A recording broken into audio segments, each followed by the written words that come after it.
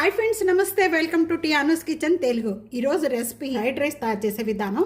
Fried రైస్లో మనం ఎన్నో రకాలుగా తయారు చేస్తూ ఉంటాము, కానీ ఈ విధంగా ఒక్కసారి ట్రై చేసి చూడండి. అసలు చాలా అంటే చాలా టేస్ట్గా ఉంటుందండి.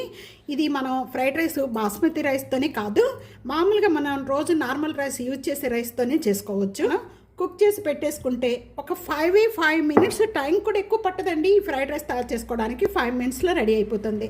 ఫ్రైడ్ రైస్ తయారు చేసుకోవడానికి ముందుగా స్టవ్ వెలిగించేద్దాం. ఈ ఫ్రైడ్ రైస్ నెయ్యితో చేసుకునే అవసరం లేదండి, మామూలుగా మనం ఆయిల్తో తయారు చేసుకోవచ్చు. ప్యాన్ అంతా కూడా బాగా హీట్ ఎక్కిపోయింది. 3 టేబుల్ స్పూన్ ఆయిల్ యాడ్ చేస్తున్నాను. ఆయిల్ బాగా కాగిపోయిన వెంటనే ఒక 1/2 టేబుల్ స్పూన్ సాజీరా యాడ్ చేస్తున్నానండి. మీ దగ్గర సాజీరా లేకపోతే జీరా కూడా యాడ్ చేసుకోవచ్చు. స్పైసెస్ యాడ్ చేస్తున్నానండి. ఒక మరాఠీ మొగ్గ, కొద్దిగా స్మాల్ పీస్ అనేది దాల్చిన చెక్క, ఒక స్టారు, ఒక 4 లేక 5 కొద్దిగా లవంగాలు ఎక్కువ తీసుకోండి, దీని బాగుంటుంది. 3 యాలకులు, ఇవన్నీ కూడా దీంట్లో యాడ్ చేసేస్తున్నాను. 2 పచ్చిమిర్చి, అలాగే 3 ఉల్లిపాయలు ఈ విధంగా లాంగ్గా కట్ చేసుకోవాలి.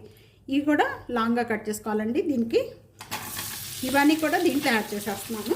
తక్కువ ఐటమ్స్తోనే చాలా టేస్ట్గా ఉండే ఫ్రైడ్ రైస్ అండి, చాలా టేస్ట్గా ఉంటుంది. తప్పకుండా ట్రై చేయండి. సరిపడా సాల్ట్ యాడ్ చేస్తున్నాను. ఫస్ట్ 1 టేబుల్ స్పూన్ యాడ్ చేసుకుందాం, తర్వాత చాలా పోతే యాడ్ చేసుకోవచ్చండి. ఆనియన్స్ తొందరగా మగ్గిపోతాయి.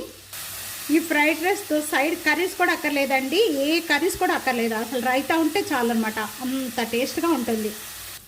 ఆనియన్స్ కొద్దిగా కలర్ చేంజ్ అయిపోయిన వెంటనే ఒక కుప్పుడు నేను పుదీనా యాడ్ చేస్తున్నానండి. స్ప్రింగ్ ఆనియన్స్ యాడ్ చేస్తున్నాను. ఈ టైంలో మీరు కొత్తిమీర ఉంటే కొత్తిమీర కూడా యాడ్ చేసుకోండి. కొత్తిమీర లేక నేను యాడ్ చేస్తలేదండి, కొత్తిమీర యాడ్ చేసుకోండి, చాలా టేస్ట్గా ఉంటుంది. ఇంకా మగ్గిపోయిన వెంటనే కూడా ఒక 1 tablespoon ginger garlic paste add చేస్తున్నానండి.